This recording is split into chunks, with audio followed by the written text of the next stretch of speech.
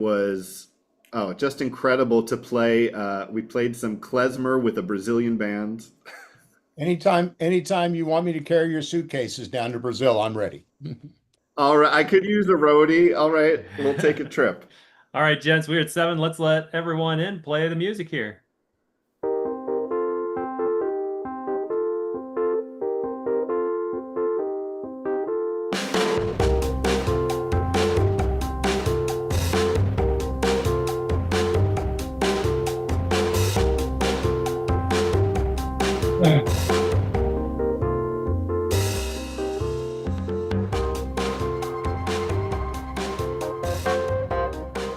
Good evening.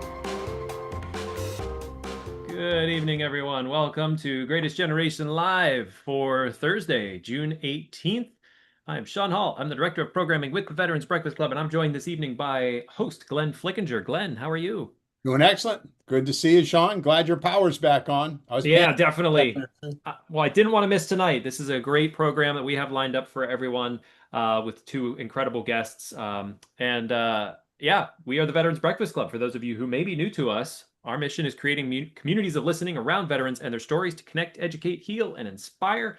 And we've been doing this since 2008. We're happy to continue providing these wonderful programs. Monday nights is our VBC Live program. Thursday nights are our Greatest Generation Live program. We do in-person breakfasts. And I'll just share my screen real quick here just to let everybody know that we also do a free quarterly magazine called VBC Magazine. If you do not get this magazine, it's simply because we do not have your address. We would love to send you a copy. As you can see, this is our spring edition, which is honoring the 250th, which we're going to be celebrating that coming up here in about a week and a half or so. So get this issue while you can and read up on some of the Revolutionary War veterans. It's a great issue, and if we get your address, we can send you future issues. The next one is going to be Remembering 9/11, as we are in the 25th anniversary of 9/11. So we'll have veterans who were in service during 9/11 and post 9/11 vets, and their stories will be in the next issue of the magazine. Coming up in the next couple of weeks, we're going to flip-flop next week. So usually our Thursday night is Greatest Generation, and our Monday nights are our VBC Live. Next week, we flip-flop a bit. First, we're going to do Voices of the Berlin Airlift on Monday night. That's going to be a really interesting program. We've talked a bit about this before, but we're excited to dive into this again. And Thursday night, I'm excited to have Tom Duffy on. He was a Navy vet and a diplomat into the Middle East. He's going to talk about Operation Earnest Will, which was the tanker war between Iran and Iraq, and how the U.S. was cooperating with Kuwait to help ships through the Persian Gulf in 87, 88. And then we're going to get probably a little topical and talk about how everything from that time has sort of continued on to now. So please join us for a wide-ranging conversation on Thursday night. And then the following Monday night, Veterans and the Family, How World War II Shaped Us. That'll be Monday night, so make sure you join us for a Greatest Generation Live then. But as for this evening, I'll let Glenn go ahead and introduce our guests. Glenn. Yeah, thank you very much, Sean. Yeah, a lot of exciting programming coming up, so please tune in. Yeah, for anybody new, my name is Glenn Flickinger. I host this almost every Thursday night program, Greatest Generation Live, basically all things World War II. Been very fortunate to interview quite a few World War II veterans, still quite a few in the last few months. More to come. This year, one of the themes that we decided to focus on was the Holocaust and the Nuremberg trials and the Tokyo trials, for that matter. Kind of all go hand in hand, at least the Nuremberg trials and the Holocaust do. And we've had David Cervi on. David, I missed my screen up here. There you are. David, welcome tonight. Good to see you again. Very happy to be here. For some reason, Glenn, you keep calling me David, which I kind of get because it's not a big deal. I'll take the compliment, believe me. Well, that's because I read the book about David Wisnia, so my apologies. No worries. David on my mind. But Doug's been with us now a couple of times. A month, 2 months ago now, Doug, who's a Holocaust professor, scholar, presented an excellent history on the Holocaust. And he's also been on a couple of our other programs, the Nuremberg trials. Last week we had Nuremberg, the movie, if you recall, and Doug had some excellent comments then. And Doug's been very, very kind to introduce us to Avi Wisnia. Avi, gave a wave of your hand. Say hello, please. Hi, everyone. Such a pleasure to be with you tonight. Thank you. Great, great. So I'll let Doug, I'll let you explain the connection you have with Avi and his grandfather. This all started in 1996 when I went on a trip with the commission from New Jersey on an educational trip to the sites, and we met David in Auschwitz, where he was a prisoner, as he says. I was attending for 2.5 years, and as a result of that, that led him into coming to my classes and speaking to about 400 juniors every year. And over the years, from 2004 till about 2018 or 19, David probably spoke to over about 10,000 students and many other venues. I would drive him all over, Delaware, New Jersey, Pennsylvania to different programs. As a result of that, I was able to meet Avi. And as a result of that, Avi, this film was made. And I said, this is a great program. He comes and now shows that film to the university students, and has taken that film along throughout the United States. And as you just mentioned, which I heard for the first time, down to Brazil. And that's how the connection got put together with the families. And I'm just very fortunate to be able to be connected with this. And I told David I would teach this as long as I could in his honor and memory. Great, great. And there's both a book, which is David Wisnia's memoirs, I guess is the best way to put it. Yes. One Voice, Two Lives. And Doug mentioned the PBS documentary done a few years ago called How Saba Kept Singing. And Saba means what, Avi? Saba is what we called my grandfather, and Saba is Hebrew for grandfather. And even though I call him Saba, he was everybody's Saba. Yeah. So even if he wasn't your grandfather, you could still call him Saba. And that was how he was with everybody he met. Yeah. And David passed away just 2 or 3 years ago. Is that right? Yes. Mm-hmm. Long life and a fascinating life as told in his book and in the documentary. Avi, Avi is an award-winning singer himself. You're going to hear Saba sing, and I think Avi sing a little bit. Songwriter, storyteller, educator, based in Philadelphia. Those of us in Pittsburgh can forgive you for the Philadelphia part of that thing. As long as you're not an Eagles fan, don't tell us you're an Eagles fan. We won't get into that controversy tonight. Okay, we'll leave that aside for another time. But it's a pleasure to have you on, Avi, and a pleasure to have you tell your grandfather's story. Before we start your PowerPoint, which is about a 30-minute presentation that Avi does with lots of videos and singing from his father and himself, is there anything else about your background, Avi, that we should be aware of? Well, thank you for asking and for that introduction. And I will just give additional props to Professor Doug Cervi, who was so instrumental in helping my grandfather share his story while he was alive. For many years, decades even, my grandfather did not share the story with anyone. It was hard for him to share it with his family, with his wife, with his children, with his grandchildren. It's not an easy story to tell, let alone an easy story to hear. Yeah. But what I learned is that as I got older, my grandfather became more comfortable sharing it. I think because he recognized the urgency of telling his story later in life. Yeah. And it was because of people like Professor Cervi who offered him the opportunity, who asked, who said, if and when you are ready to tell your story, we will listen. And so Professor Cervi, through Stockton University, encouraged and helped my grandfather to write his autobiography, his memoir that you mentioned, that might not have otherwise been produced. It was a good family friend who came to us and said, we'd like to make a film, which led to the documentary that otherwise would not have been produced. So it's really the community asking questions and wanting to know the story, just like you are here today, inviting me to share the story. And so towards the end of my grandfather's life, we actually ended up going on the road together and making music together. Oh, wow. Being a professional musician myself, I was very used to, traveling around, going on the road. I never thought I'd be doing it with my 90-year-old grandfather.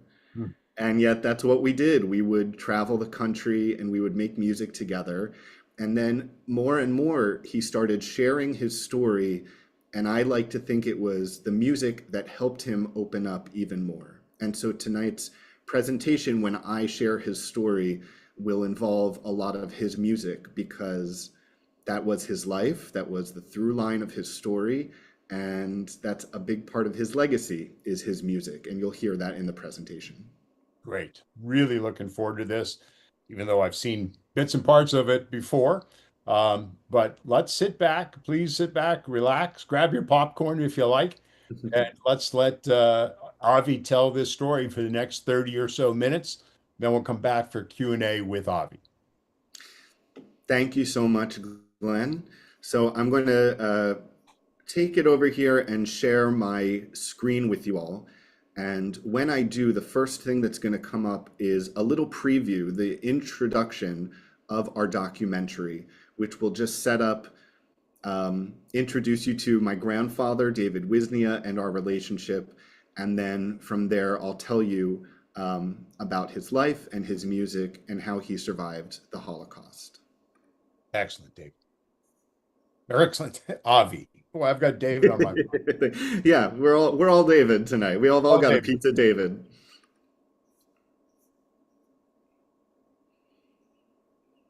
All right, just making sure. Can you all see that okay? Yep. Fantastic. And you want to go to the play from start? All right.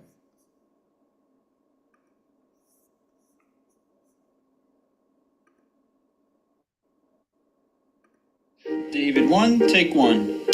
My name is David S. Wisnia. I'm a lover of life. I'm Avi Wisnia, and I am David's grandson. Avi the Bob. Hello, Sabinator. How you doing, baby?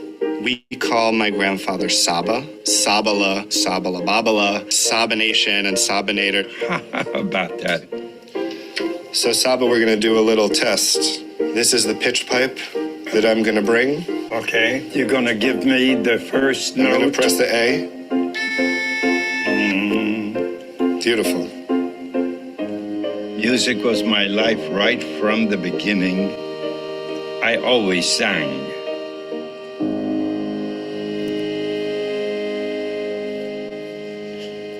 When I got into the camp, that's what saved my life.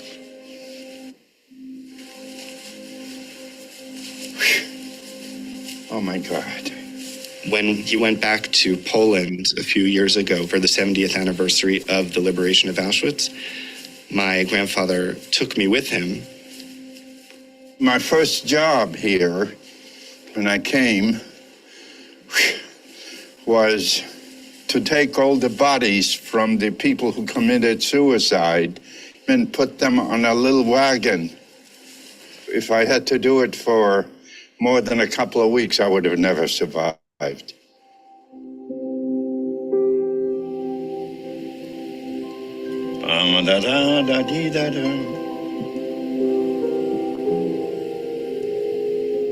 Music is life.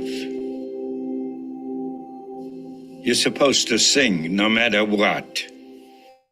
The prisoners knew that Wisnia sang. Come in here. This is the place where they got me down to sing. After coming from work in the afternoon, an assessment leads us in. He said, "Is there anyone here who sings?" Everybody, "Hey, Wisnia, get down, sing." Man muss ja Klavier spielen können. Wer Klavier spielt, hat Glück bei den Frauen. He says, "Okay, tomorrow you're not going to that job." From that moment on, my life changed.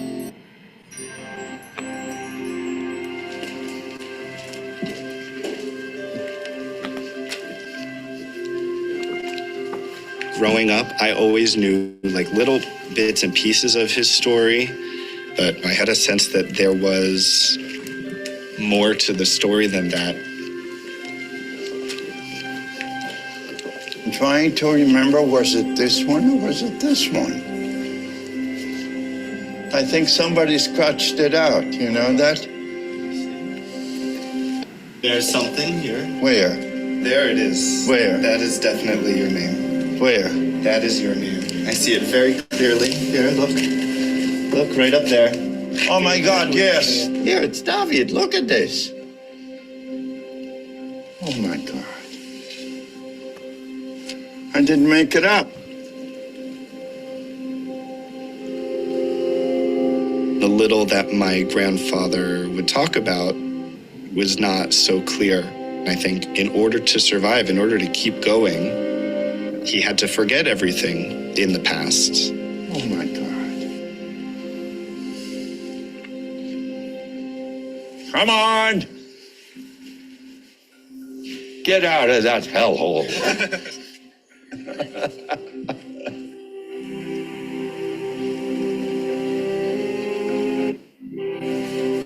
I want to fill in the missing pieces as much as we can.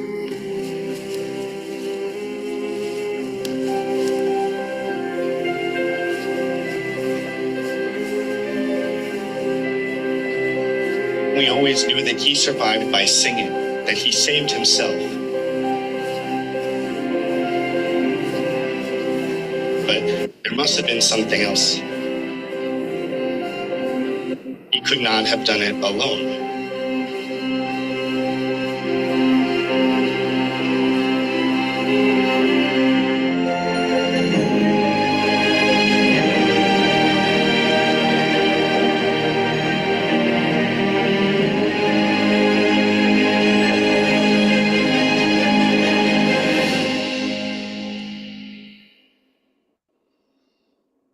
So that is a little taste of the documentary, and apologies to everybody if it's a little bit if it was a little sticky with the video, but at least the audio was there, and hopefully in the future slides are not as big, so it should be a little bit more smooth. Avi, may I just interject that whenever you go to share screen, there might be a check mark that you can do to optimize for video, and that might fix the stickiness. So when you might need to stop share, and when you reshare, when screen comes up, just hit that check mark for optimize for video, and that might fix it. Okay, great. But wonderful. Great. So we're going to continue here.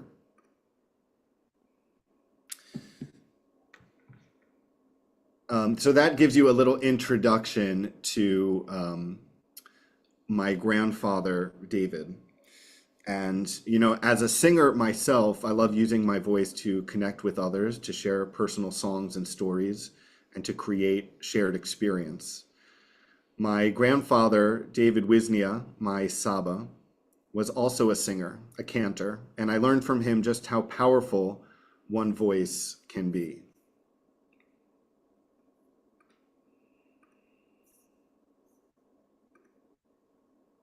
My grandfather was a man who was always singing. When he woke up in the morning, when he called me on the phone, when he ordered lunch from the waitress at Moish and Itzy's Deli in Newtown, Pennsylvania, he would sing for anyone, anytime. And that was his motto. You've got to sing no matter what. Music is what kept him going throughout his entire life, and music plays a central role in his story of survival. His incredible singing voice is one of the reasons why David Wisnia survived the Holocaust.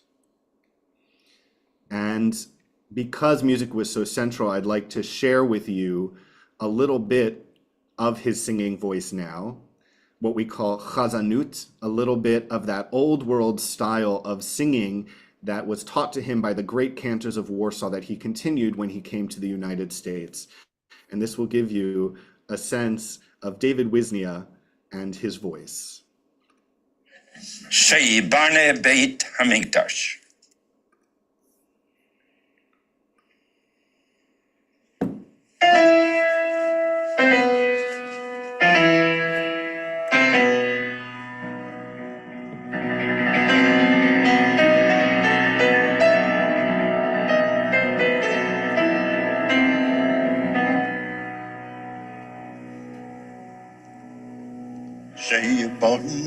בית המקדש במהרה בימינו יהי רצון מלפניך רצון יהי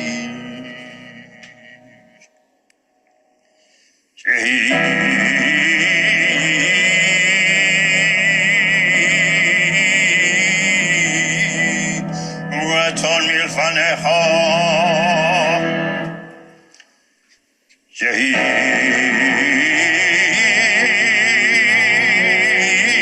רצון מלפניך שיבנה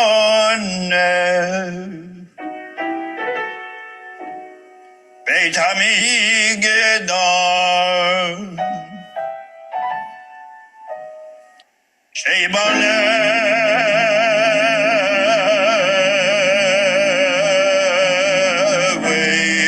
בית המקדש ותן חלקנו בתורתך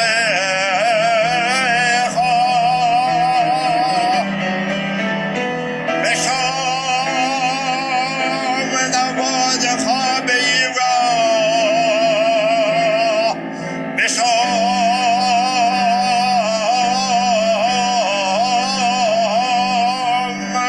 נעבודך ביראה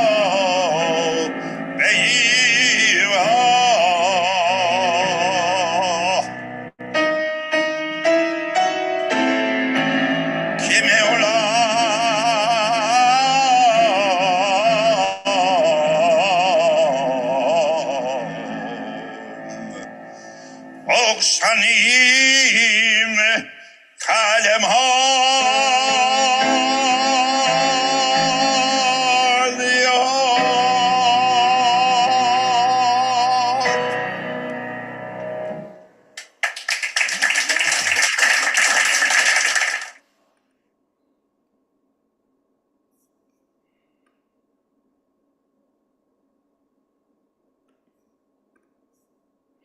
My grandfather was born in the town of Sukhachev, a suburb outside the capital city of Warsaw, and that's where his parents, Eliyahu and Machla, raised their young family.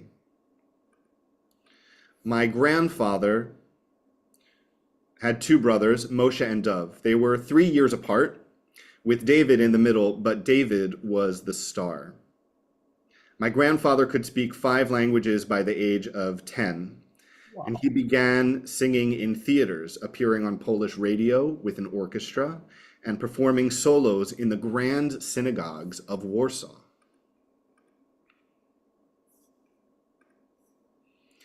He trained with world-famous cantors Kosevitsky and Sirota, mentors who taught him how to blend Jewish tradition with an operatic style. At that time, Poland had a booming Jewish population.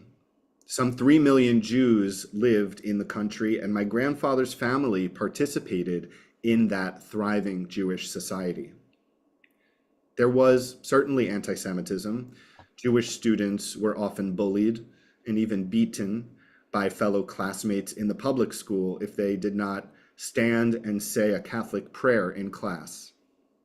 My grandfather was one of those students, bullied and beaten for being Jewish. Even still, my grandfather had many happy childhood memories from Poland. Here he is with one of his theater troupes as a young kid when he was acting that he participated in.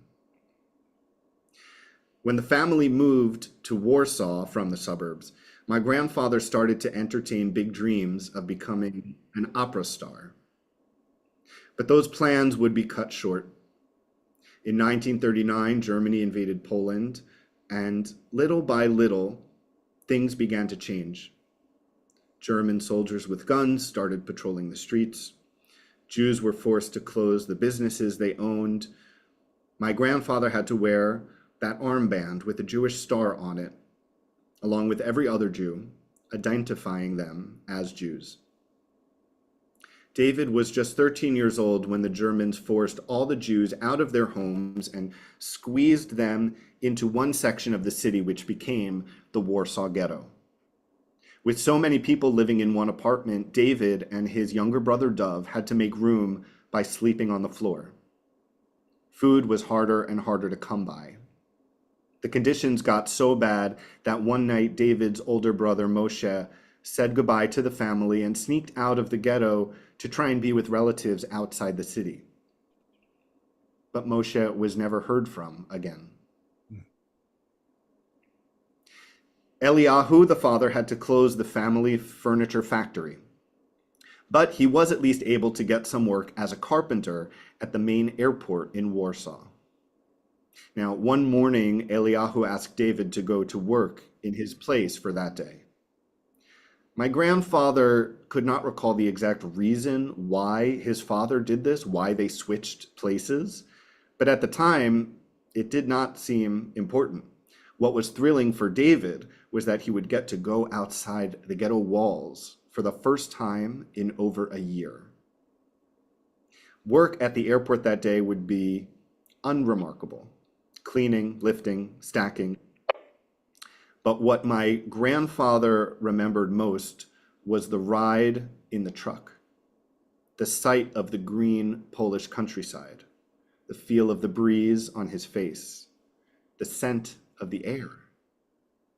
He had forgotten what clean air smelled like, so used to the smell of garbage and human waste that now filled the ghetto streets.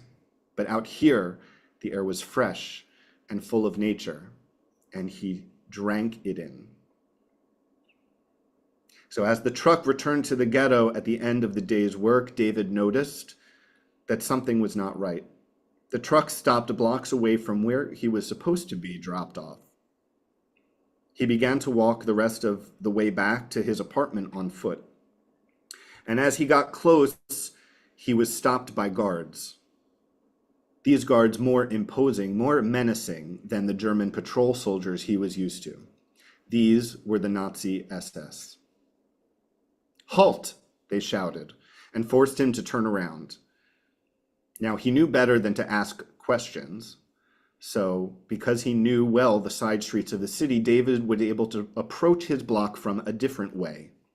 He came across a man crouching down in the alley, hiding, who described what had happened earlier that day. The SS had shown up with bullhorns, ordering everyone out of the building in under 10 minutes. It was a test run to see how quickly they could load people onto trucks. But the people of the building did not get out fast enough. And when the people of the building finally did come out, the Nazis shot everyone. David knew it was dangerous to go further, but he had to know if it was his building. He had to know if his family was okay. He had to know. And as he approached his building, he stepped over broken glass and past the fresh bullet holes in the wall. People were screaming, crying, running, or just standing motionless. In the middle of this chaos, that's where David saw the pile. Bodies upon bodies, all heaped together in the street. He desperately wanted to look away, but he had to know. And then he saw them. His mother's coat, his father's hand, his little brother Dov. He collapsed onto the pile, crying. Who knows how long he cried there? It was until another Jew came and pushed him away from the bodies. After all, the Jews of the ghetto were the ones who had to clean up the mess that was left by the Nazi guards. David was bewildered, alone in the world, and in that instant, he did the only thing he could think of. He ran. Ripping off his armband and crawling through an unfinished fence of the ghetto, David found his way to one of his non-Jewish friends who helped him flee Warsaw. This was the beginning of a series of escapes with the help of non-Jewish neighbors and acquaintances, people who risked their lives to defy the Germans and smuggle him from place to place. But he could only hide for so long. In December 1942, my grandfather was finally found without papers or identification and transported in a cattle car to a place called in Polish Oswiecim, but the Germans called it Auschwitz.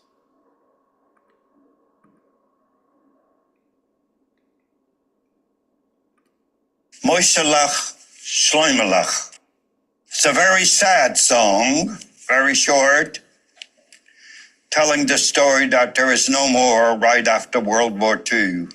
Moiselach, Schleimelach, little ones playing in Poland, how they all disappeared. And here it is.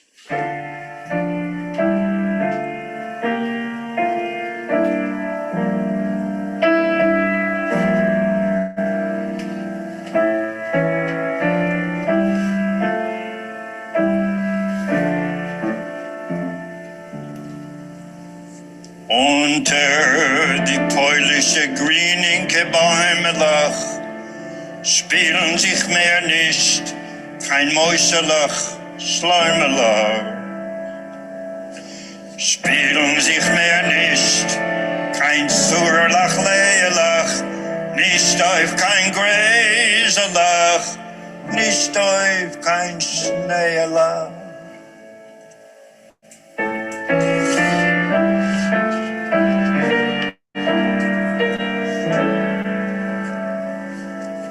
Hilchen sein mehr nicht kein jüdische Stimmelach, von dick und Deisenlach, Motterlach, Schimmelach. Mit die zerkrellte, zerdrappete Zurlach, von dem Beweisen, von der im Geburlach.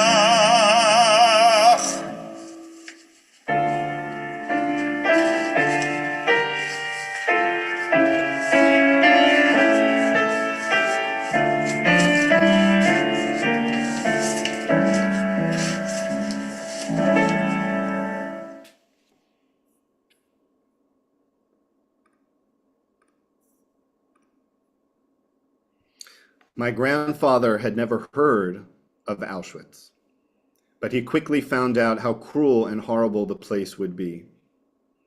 They took away his name and replaced it with a number, 83526, the number tattooed on his forearm. His first job in the concentration camp, as you heard him say earlier, was to collect the bodies of other prisoners who committed suicide. This was gruesome work, and my grandfather told me, had he continued doing this job day after day, he would not have survived.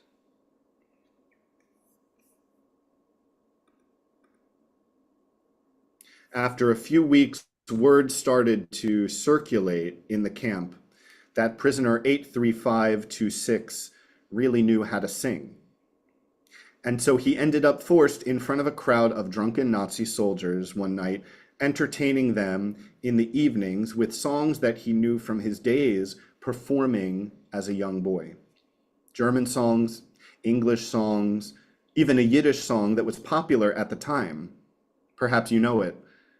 Bei mir bist du schön. The Nazis loved it. Because of his remarkable voice, David became what he called a privileged prisoner. Now, to be a privileged prisoner in a place like Auschwitz basically meant that you were only a little more likely to live to see another day. And this became David's mantra, just another day, just another day.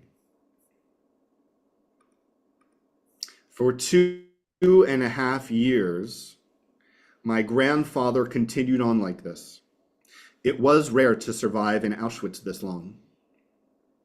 While others around him were killed or disappeared, My grandfather kept saying to himself, just another day, just another day. And while another day was never guaranteed, for David, his singing allowed him to see beyond the barbed wire fence. A few years ago, we traveled back to Poland together. My grandfather and I, my family, and Professor Doug Cervi came with us as well. There was a grand event commemorating the liberation of Auschwitz for International Holocaust Remembrance Day. In attendance were world leaders, government officials, journalists, educators, and former prisoners. Those numbers dwindling. It was broadcast to a global audience of millions. During the ceremony, they called my Saba, Cantor David Wisnia, up to the podium to lead us all in prayer, a Hebrew prayer for the departed. Behind him stood the infamous archway known as the Death Gate of Auschwitz-Birkenau. You can see it pictured here, where 70 years earlier he had witnessed the trains deliver thousands upon thousands of souls to their death. My grandfather stood there that day in Auschwitz, and in full voice, he sang, no longer as a prisoner, but as a survivor.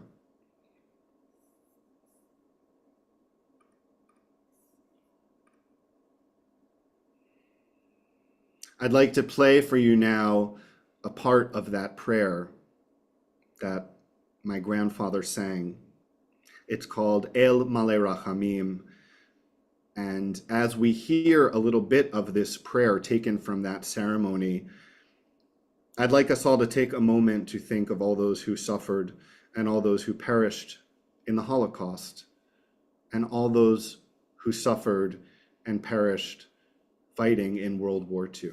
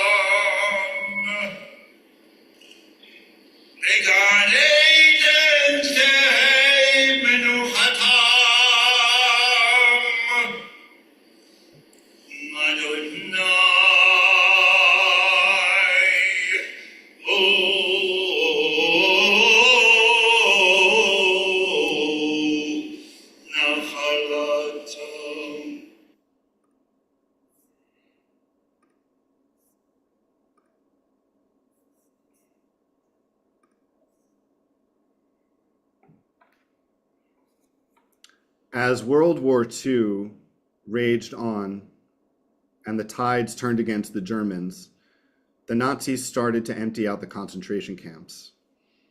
It was during one of these transports when my grandfather took his chance and made a daring escape.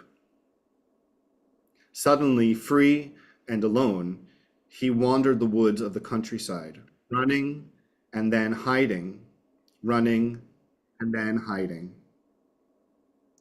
On the morning of the third day, before he could find his next hiding place, he heard a great rumble in the distance. He climbed a hill to see a long column of tanks, jeeps, and army trucks barreling down the highway. He waited in anticipation until it finally got close enough to where he could just see on the side of the vehicles the outline of stars. Not swastikas, but stars. And so, Little David bolted down the hill, and with all the might in his tired, scrawny body, he ended up right in the middle of the highway. The entire column of jeeps and tanks and trucks stopped cold. As my grandfather would describe it, the lid opened on the lead tank, and out popped the head of the captain of the United States 101st Airborne 506 Parachute Infantry Regiment, James L. Walker from South Carolina. Now, David knew many languages, but never in his life had he heard anything like a thick Southern American drawl. So in broken phrases, my grandfather was able to tell them where he had come from and that he had desperately escaped the Nazis.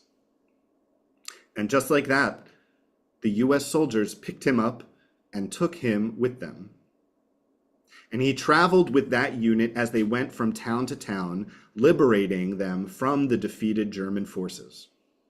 David improved his English, and the Army put his knowledge of languages to work as a translator. After a short while, he was presented with his own US Army uniform. The group adopted him as their Little Davy, that's what they called him, and he became one of them.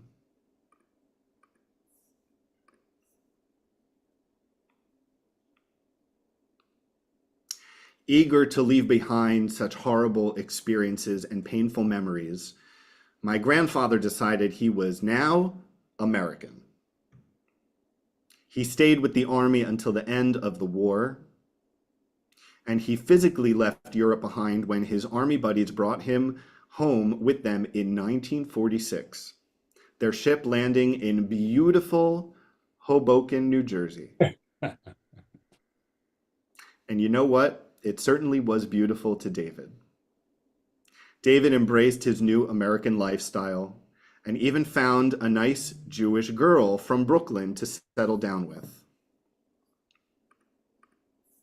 Her name was Hope, my grandmother. They had a son, Eric. That's my dad. They moved to the suburbs of Philadelphia to raise their family and found a budding Jewish community in Levittown, Pennsylvania. The synagogue there had a rabbi, but no cantor. It was such a small community at the time. So my grandfather volunteered singing on a few Friday nights. The congregation leaders were impressed that he knew so much about liturgy and language. And when he sang, they were in awe of his regal operatic singing style. Eventually, they hired him full-time. Finally, after all he had been through, my grandfather again found his community, and he was able to lead them in song. My Saba continued singing as a cantor for the next 50 years here in the United States. And this picture is a picture of my grandfather, my Saba, with his son next to him. That's my dad. And my dad ended up becoming a rabbi, and they would often officiate Jewish events together. And this is a photo of just one of those events.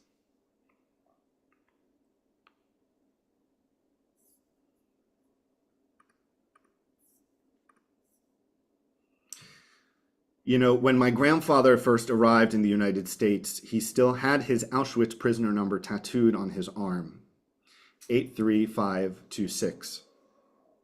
He went through a painful procedure to have it removed, but he could not get rid of the whole thing. Till the day he died, now 5 summers ago, a curve of the 6, the last digit, still remained. The tattoo is such a cruel metaphor of the legacy of the Holocaust. Even after being liberated from hell, the prisoners are never fully free. How deep does the ink go? The prisoner tattoo was just another device used by the Nazis to strip away the humanity from the people they sought to persecute. Because it is easier to be cruel when you stop regarding another human being as a human being. My Saba's story is full of examples of what happens when we stop regarding one another as human beings. But his story is also full of examples of those that reached out to help, those that risked their own lives to save his. From the non-Jewish Polish neighbors that tried to hide him after fleeing the ghetto, to the American airborne soldiers who took him in after the war, even though they didn't have to a fellow prisoner named Zippy, who looked after him in Auschwitz. These people remembered their shared humanity. They recognized how we are responsible for one another. It is the ongoing work of every day to use our voices to speak out against prejudice and hate, and I learned this from my grandfather. And we must also be honest and do the work to recognize when it starts to fester within ourselves. I also learned this from my grandfather. And tonight I am honored to share my voice and my grandfather's voice with you.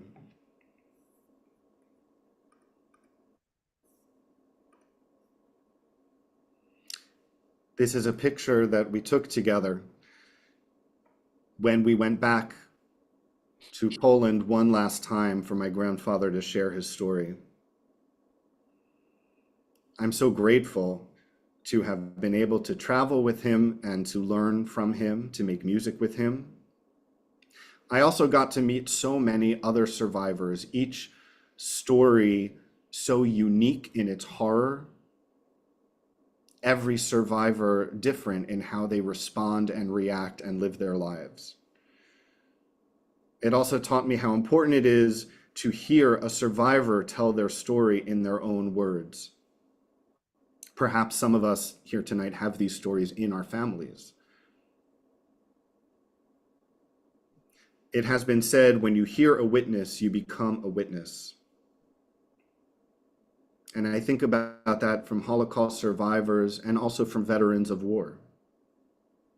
And we are at a pivotal moment where we are losing those survivor voices. And while not everyone is able to share their story, I'm so grateful that even though my Saba is no longer with us, that he can still tell it to us. Through these videos that you've heard tonight, through his memoir, One Voice, Two Lives, through our PBS documentary called How Saba Kept Singing, my grandfather can still tell his story in his own voice. And I also hope in some way that my grandfather's story can help shed light on all those stories we may never hear. And I know that Professor Doug Cervi will speak a little bit more to my grandfather's involvement in World War II. And we'll get to hear one last song from my Saba at the end of the presentation. But just know that my grandfather's story and his music live on in me forever. But now that you have heard it, it also lives on in you. That's the power of sharing our stories with each other and in programs like this, where you hear stories. I'm grateful to share it with you. Let us keep telling each other these stories, and may we never forget. Thank you. Thank you, Avi, so very much. You can take down the share when you have a moment, and we'll get into a conversation.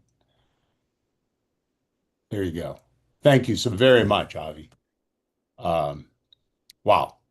Yeah, we've had, I don't know how many, dozen, 2 dozen Holocaust stories told over the years, but this has to be one of the most powerful, one of the most difficult stories to hear.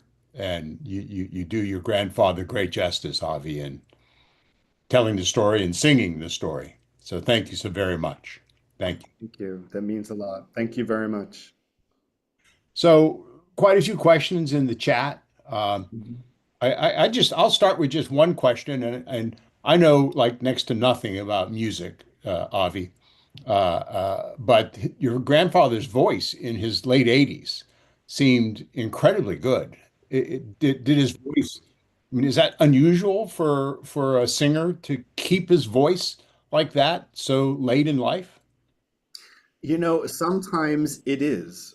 Sometimes people, as their bodies get more frail, their voice also, it's a muscle, it does get more frail. With my grandfather, though, it wasn't the case. He was singing up until the day he died, even from his bed when his legs wouldn't work anymore. He was singing to his nurses that would come to him. He would sing to me. He would sing to his family. He would sing whenever he answered the phone. You know, it's like it was just another language that he spoke. And I think that it's funny that singing saved his life, certainly in Auschwitz, but it continued to sustain him throughout his life. He was always singing, and just that practice of singing means that he never lost it. Yeah. And that power was always there, even up to the very end. Even when he was lying in a bed, he could really, his voice would reverberate through your body and shake the walls, and that never stopped. And really, that was just a testament to the teachers that he had and to the training that he had, but also that he just never stopped singing. Yeah. Yeah. Wow. So there's quite a few questions in the chat, and I see one hand up from Susan. Susan, I unmuted you. Please give us a question. Sorry, Susan, we're not hearing you here. Let me. Okay. There we go. Now I'm unmuted. Okay. So first of all, Avi, you're amazing. I always knew Karen had a son. I didn't know that you were as cool as you are. I don't think I've Thank met you. But Karen and I both belong to Road of Sholem. And I just want to say that Doug Cervi was Jewish in a past life. I know. He had to be a Jew in his past life. And I want to say that I hosted, I don't know if you were there, Avi, but I know Karen will remember, a Holocaust remembrance event with Doug Cervi and your grandfather. I got to meet your grandfather, and he sang, and it was an amazing event. And then the other thing that I want to say is that because Doug did a lot for my father and Daddy knew about your grandfather, Doug brought your grandfather to Margate to our house, and my dad and your grandfather talked. How long, Doug? How long were they hanging out? Oh, I would say a couple hours at least. Yeah, because Daddy knew about Canner, and my father never got over meeting your grandfather. And Doug, you're a miracle. You are an amazing person. You take kids to Europe, to the Holocaust, just the concentration camps, to Washington. You're an amazing human being, Doug. And of course, Kelly, your wife, is amazing for supporting all of this. And I loved meeting your grandfather, Avi, and God bless you for what you've just done tonight and for what you've done to keep your grandfather's memory and story alive. God bless you. Thank you. Thank you, Susan. I will say, first of all, yes, Doug, or as my Saba called him, Dougaruski. He is an honorary Wisnia member at this point, absolutely. And beyond that, Professor Doug and his wife Kelly have been so supportive of my grandfather and our family and helping and share this story. And Doug has done an incredible job, not just with Holocaust education in general, but in ensuring that my grandfather's story reaches younger people and newer generations. And that's also work that is now very important to me. I feel like my grandfather passed that on to me by passing on his story. And it's work I will continue to do. And the fact that Doug and I get to do it together and do presentations like this together is very, very meaningful. And I will also shout out another Wisnia who's online with us tonight that you mentioned, and that's Karen. That's Saba's daughter, my aunt, who's joining us. And just the connections, the more I talk about my grandfather and share his story, when I hear of people that knew him and were touched by him, it just adds to his legacy and reminds me of what an amazing life that he was able to lead after such tragedy and horror, and that he was able to make a new life and still lead a life of service to others and find joy and meaning. And he loved being around people. And it's just remarkable to think of that, that next chapter in his life after surviving the Holocaust, that he was able to turn it into something beautiful. And was reminds David your me of the father? power of David was my grandfather. So it's Karen's David. father, my grandfather. Okay, because I got to meet him too. He was pretty cool. Oh yes, my dad also was a rabbi, and they they share a lot of the same big personality. Crazy humor. Yes. Thank you so much, Susan. Susan, I need to thank you for originally introducing us to Doug Cervi a year or more ago. It And was an honor. Doug then introducing us to Avi. And that's kind of how our programs have worked over the years. One person introducing us to other people. And it's just amazing the network of people that we've been able to get to know, put together, communicate with, tell stories. I love the quote you gave, Avi. I'm going to look it up. I think I've heard it before, but not in a long time. When you hear a witness, you become a witness. Yeah. Do you know where that comes from? I actually I don't, and maybe Professor Cervi, maybe you've heard it, but I feel like it Yes, does it came come from Elie Wiesel. Okay, yes. Okay, excellent. And I that's exactly kind of, without knowing it, that is really what I feel is the power of sharing our stories, whether Holocaust related or not. Yeah. Is you can only understand someone's experience outside of your own if you're willing to listen, and that it really is powerful when we get to know people who are not like us, or people who we think are like us, but we all have different backgrounds. Our families all have these stories in them.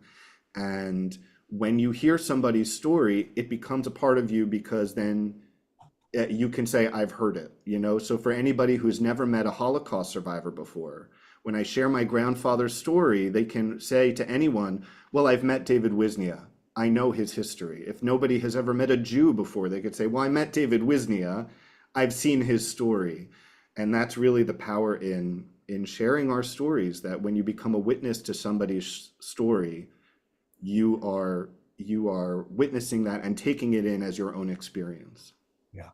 Yeah, it certainly is pertinent to the Holocaust stories, but as you mentioned, it's equally as pertinent to all of veterans' stories, which is at the very heart of why the Veteran Breakfast Club even exists, to tell stories, to keep the stories alive, maybe another way to put it. Al Smith, let me call on you. You had a couple of questions in the chat. Please ask your questions. Yeah, I'm curious. What kind of songs did the Nazi officers want to hear?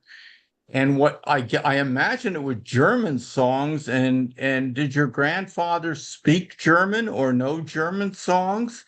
And my other question was, and I guess I've never thought about this, but did someone who was in Auschwitz, did he know there were other concentration camps like he was in, or was he totally isolated? Yeah, well, I'll talk about the music first. What I was able to gather from him, and my grandfather sometimes would be able to answer questions, and sometimes wouldn't. Sometimes it would be too hard to go there, or he would only answer obliquely. And it was only at the end of his life, really, that he opened up about the music that he sang, in those traumatic moments where he was forced to sing. One of the last conversations we had actually was when he told me that when he was singing, he would think back to the songs that he learned in childhood, right? He was trying to rack his brain of any songs that he could think of. And so he was fortunate to have an extensive musical training, which is why he was able to sing in so many languages. So you ask if he knew German, he did, because he was singing opera, which required you to know German, Italian, French, and he was speaking all those languages by the age of 10, which is part of his training, but also his immense talent, as a little prodigy. So he could pull from various songs, and I believe that he sang a little bit of opera. I mentioned the song By mir bist du schön, which was popular from the Andrews Sisters. And there were also German songs. A song called something about Spielen Kannen, a song about playing piano that was German that he would sing. And so he would really just pull from anything, and apparently it was whatever he was offering the Germans were into. And in a weird way that speaks to the universality of music. It's like the Andrews Sisters, as a young boy, my grandfather was listening to it, and so were the Germans at that time. And they all liked that song. But, I think about also to your second question of if he knew of other camps. My grandfather told me that when he was sent to Auschwitz, he didn't know what Auschwitz was. So it's like there were rumors of what was happening to people, but you didn't know what to hear. And, there certainly was no proof, no images floating around.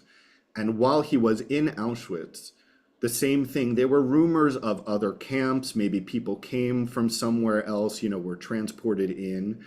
But to know and verify what was going on at other camps was not something the prisoners were privileged to, although they knew that some others existed.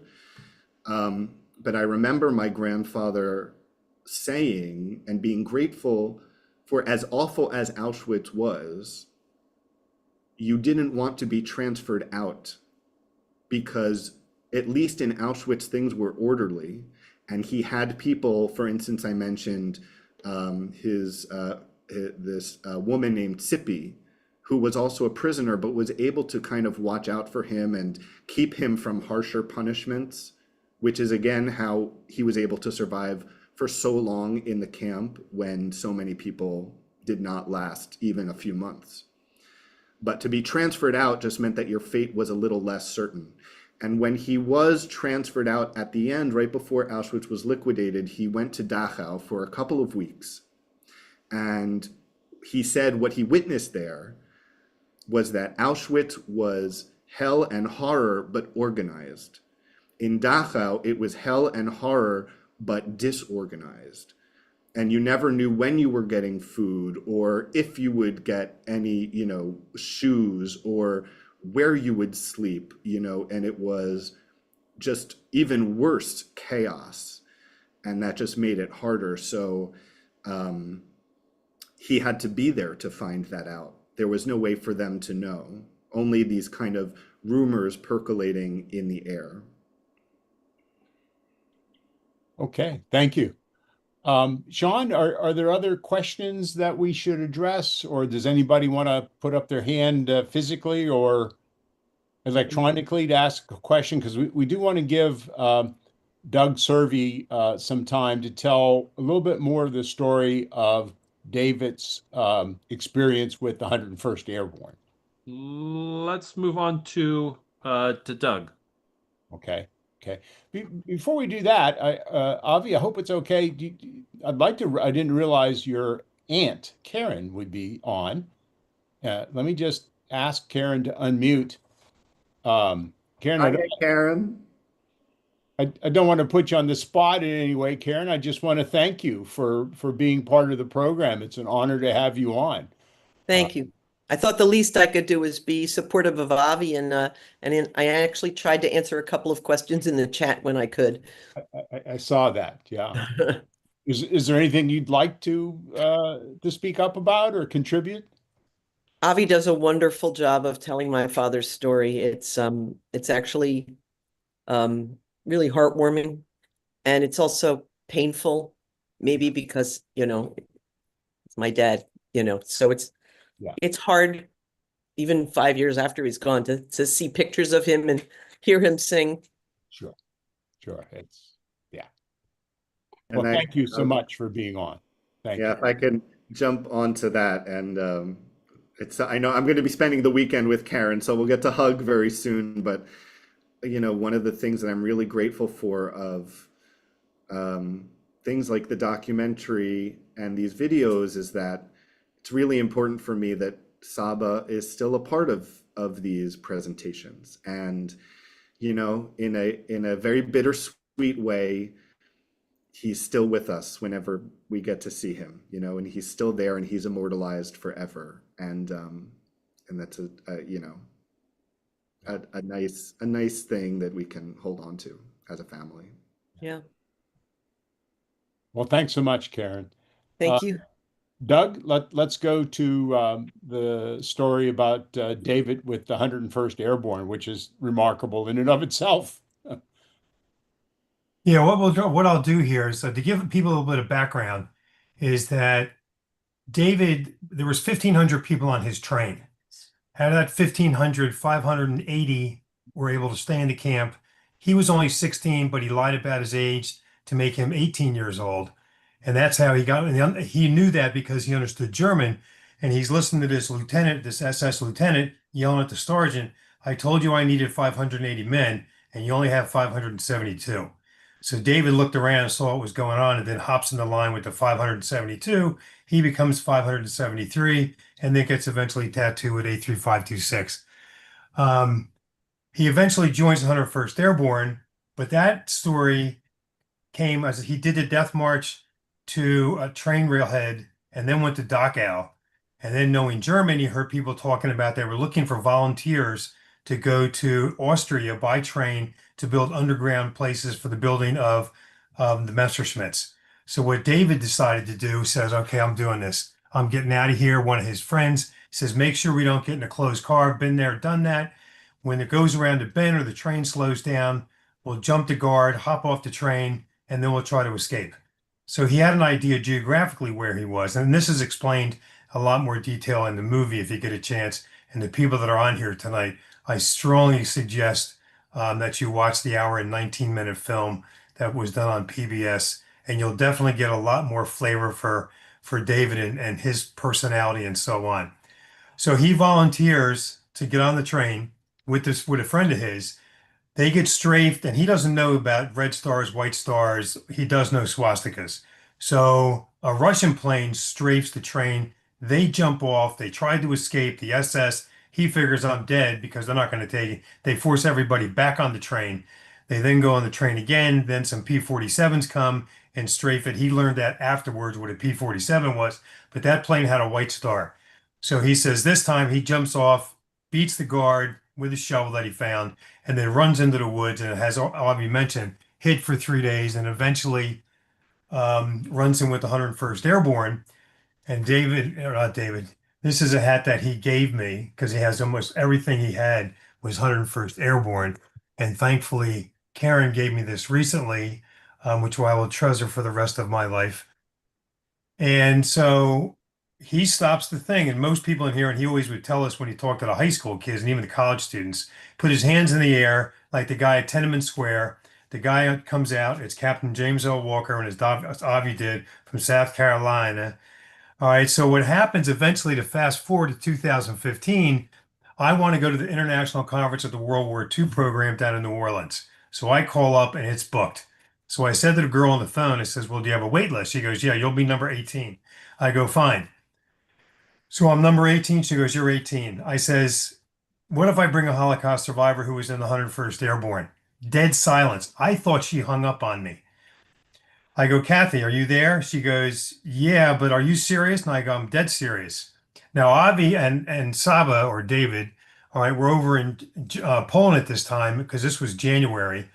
And so she said, well, I got to ask my boss and find out. So later on that day, and I was teaching at the high school at that time, and you're not supposed to answer your phone, but I happened to be in an off period, and the guy calls up, and Jeremy goes, I hear you have a Holocaust survivor that was 101st Airborne. I go, yes.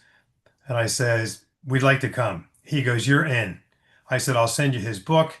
There's an article I was in the Philadelphia Inquirer, and there's another video that was on before the PBS video was made. So we go down there, and he's now the keynote speaker on Thursday night, a day early, which is only open to 200 people. So we have reserved seats. He's getting ready to go up on the stage, and the gentleman sits down and says, "You're the Holocaust survivor, aren't you?" He goes, "Yes, I am." So the guy's tag that he had was flipped over, and he turns around, and so David says, "And you are?"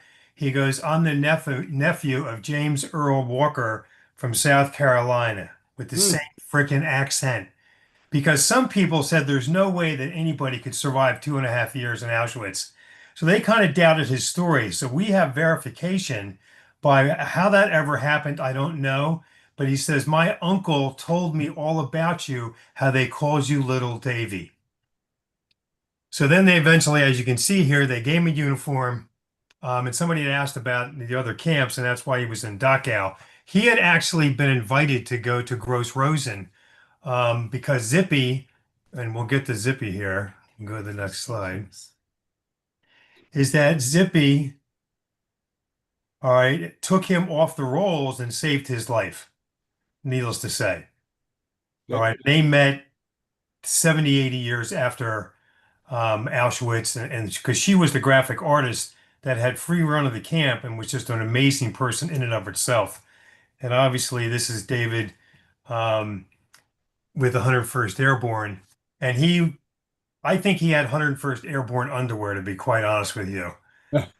Because anytime we went anywhere, he had a 101st Airborne jacket, collared shirts, hats, everything. And he went in every place that we went to, especially we went to the World War II weekend in Reading, Pennsylvania, 5 or 6 times.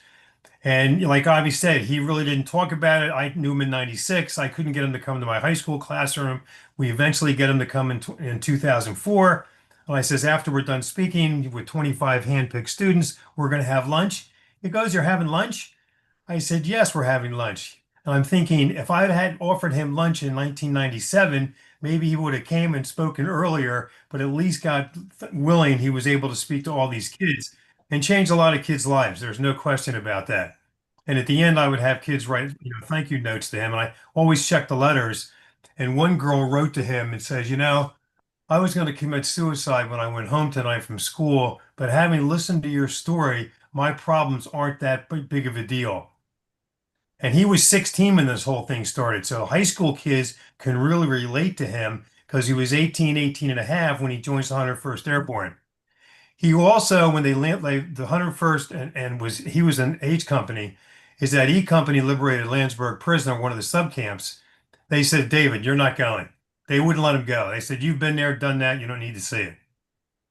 And I know we're getting short for time here, and I know Avi has one more song that you want to play, but I thank everyone for, coming tonight and listening to this story.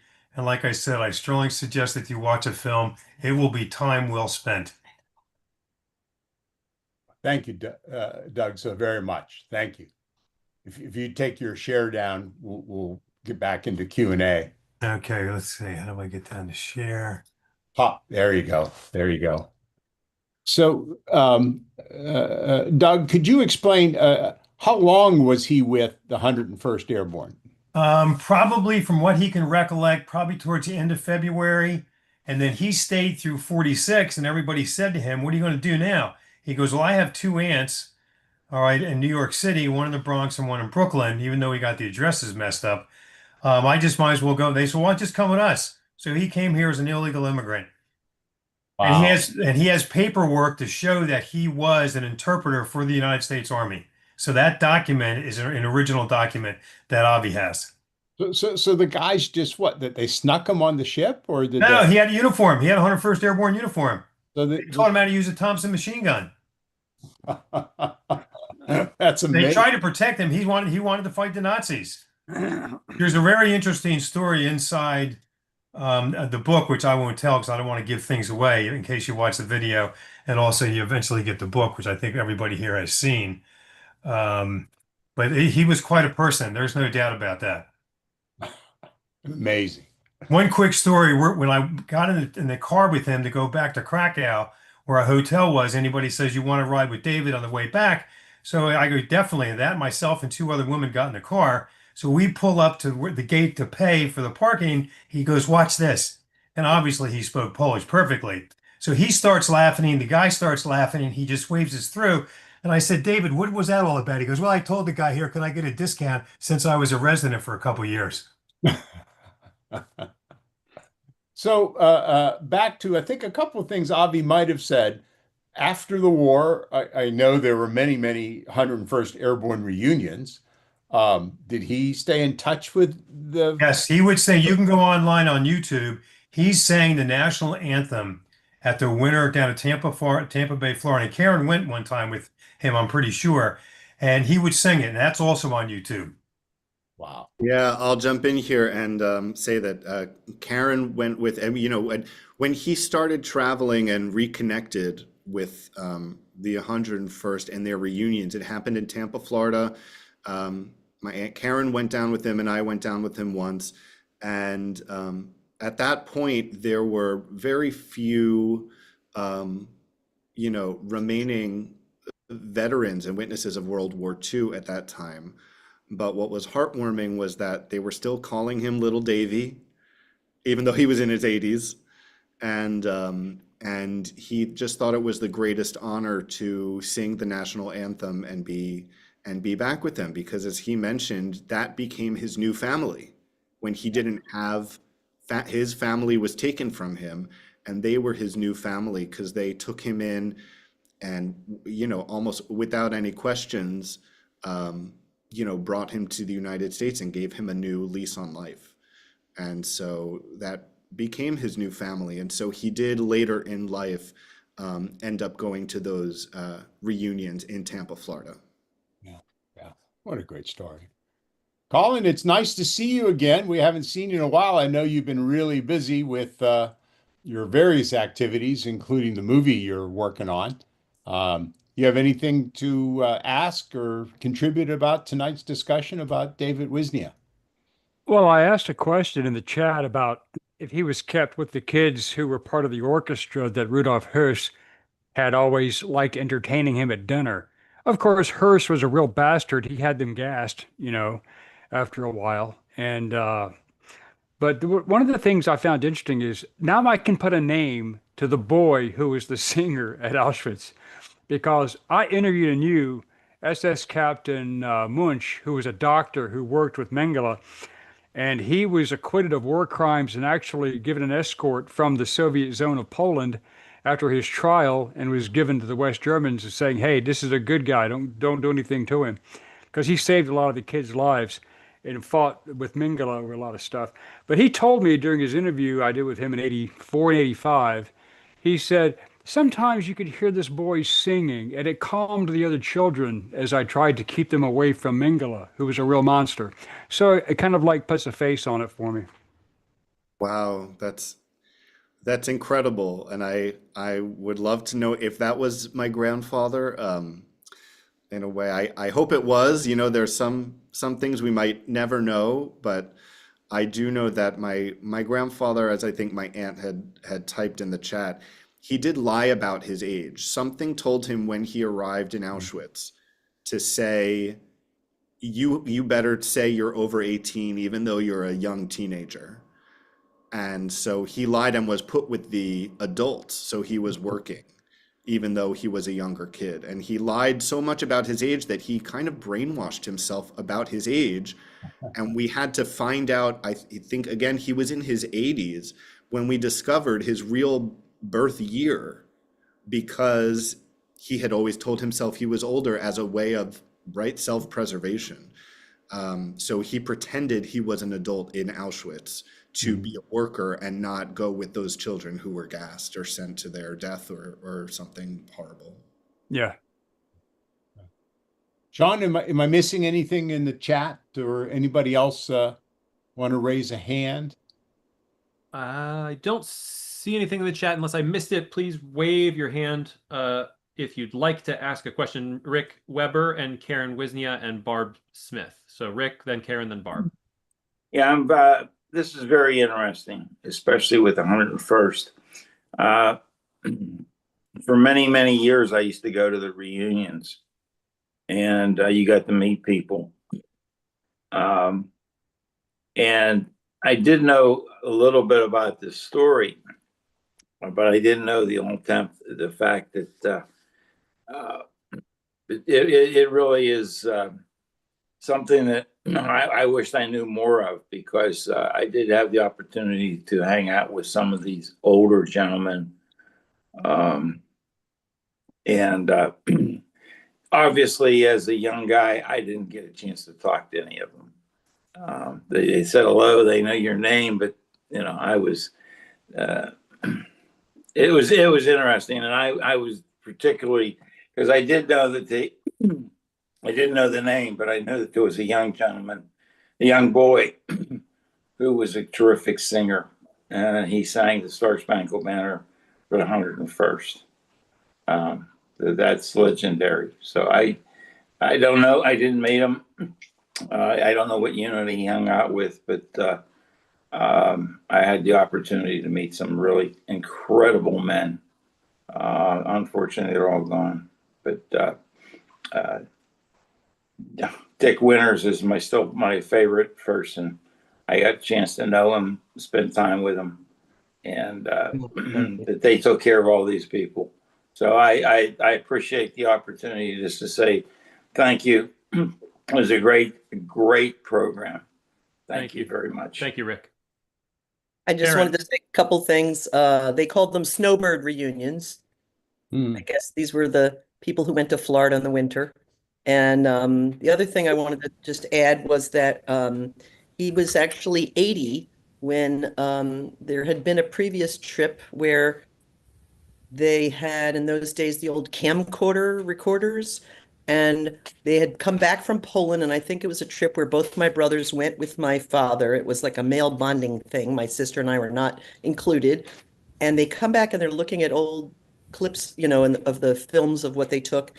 They were in some sort of a records place. It seems that when you're born in a small town outside of Warsaw, they didn't record your birth until the next time you came into town. And so they found the dates of his cousin's birth, and he thought he remembered that his cousin was a year younger or something. And then, because he said, when you're cousins, you kind of keep track of who's older. And he said, but from the dates, it looked like it was the other way around, that the cousin was older, and he didn't really understand that. And at some point, he was chatting with my brother, Eric, who's Avi's father, and they came to the conclusion that he had lied about his age and that he'd forgotten.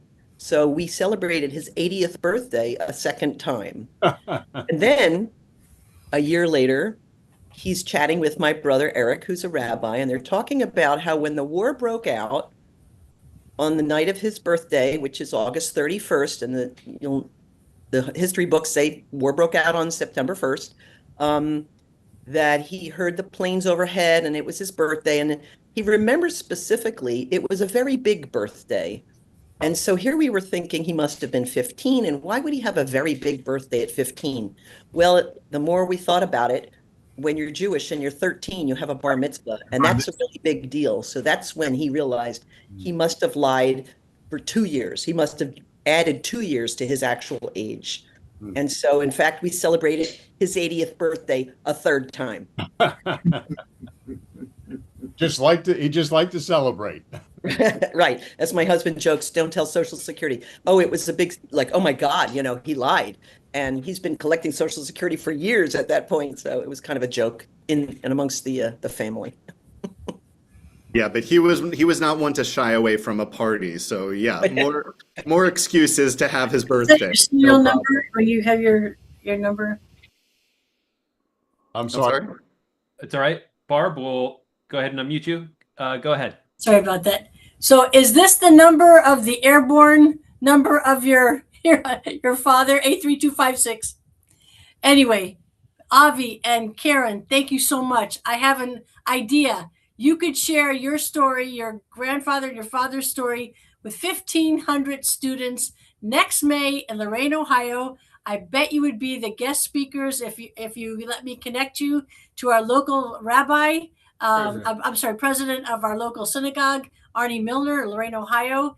And every year he puts on an annual Holocaust Remembrance Program, and your story would be so well received by the students in the afternoon and then the evening program for all the adults. So I left my phone number on your private chat, so please contact me, Barb Smith. Thank you for sharing this beautiful story of love and music and the soldiers, 101st Airborne Liberators. God bless you all. Thank you so much. Thank you, Barb and Bob. That means a lot. And yes, please, I'll find your number and stay in touch with Karen and Doug and I. My father, the rabbi, actually was a rabbi first in Toledo, Ohio. So we have some Ohio connections. My older sister was born in Ohio, and really, the same way I ended up here with you all tonight was from word of mouth, was just people knowing each other, people hearing the story and saying, this story deserves to be shared and heard. And it is part of what I do now and sharing my grandfather's legacy. So anyone that wants to hear the story, if there's a place where you think it would be welcome to be shared, I'm happy to look into that and do that. So thank you for reaching out. Okay, I will also, I'll just mention that some people are asking for the links in the chat, and I'm going to add them now so you can see, just read more about the documentary and the memoir, where to find them, how to watch them. The documentary is available now on YouTube, even though it aired originally on PBS, and the book is available through the website onevoice2lives.com. And I just put that in the chat for you. Thank you, Avi. So we're going to finish the program with this David singing some more. I think it's a minute or two, Avi. Right. So when that's finished, we'll just sign off. So before we start that, let me just thank Doug so very, very much for introducing us to Avi. The two of you have just done a fantastic job of preserving David's life and sharing that life and that story with us. I know I've heard that quote before, when you hear a witness, you become a witness, but I frankly am just so taken with it. I'm going to look it up and use it in some of my own work, because it is a beautiful thought in so many, many ways. So thank you, Avi. Thank you, Doug. Thank you, Susan, for being on. Thank all of you tonight for being part of our Veterans Breakfast Club program. Avi, you get the last technical trick here. The technical, yes. And thank you all for, I am a big stranger to tech. So thank you all for bearing with me as we do this. And I want to thank Sean for the technical help, and Glenn for hosting. And thank you all for welcoming me and Professor Cervi tonight. So I'm going to give the last word to my Saba here. And I just want to remind you what he says at the beginning of his film, which is music is life. And you've just got to keep singing no matter what. So whatever that means for you, however you contribute your music into the world, let us keep doing that. As long as there is music, there's life. As long as there's life, there is music. So we'll end with an original song that my grandfather wrote, and he will perform for you now.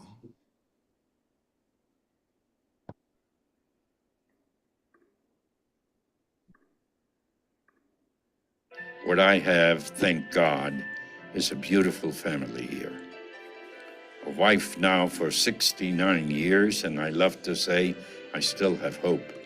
That's her name, Hope.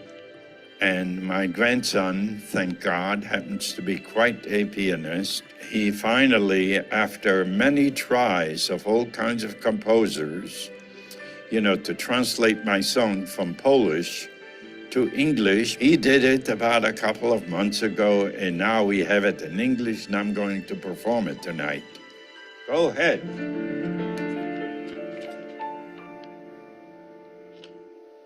I remember it so clearly, my days in Auschwitz. got out alive just nearly, and still the name stings. Still I see that place, enduring like the scars I can't erase.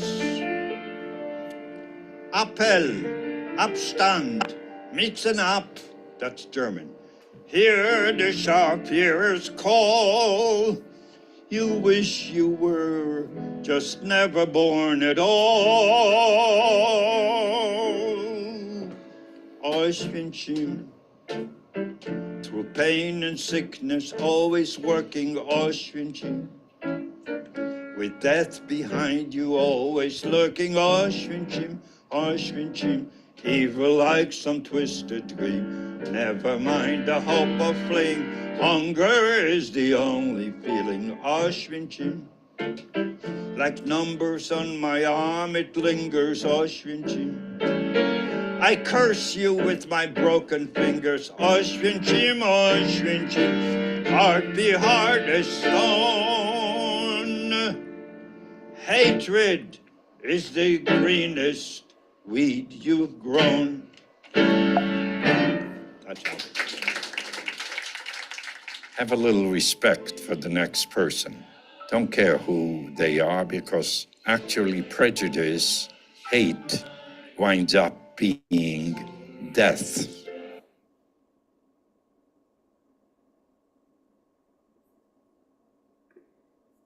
Beautiful.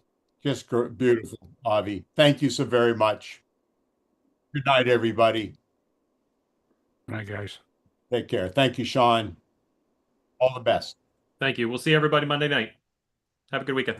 Thank you. Good night, everyone. Night.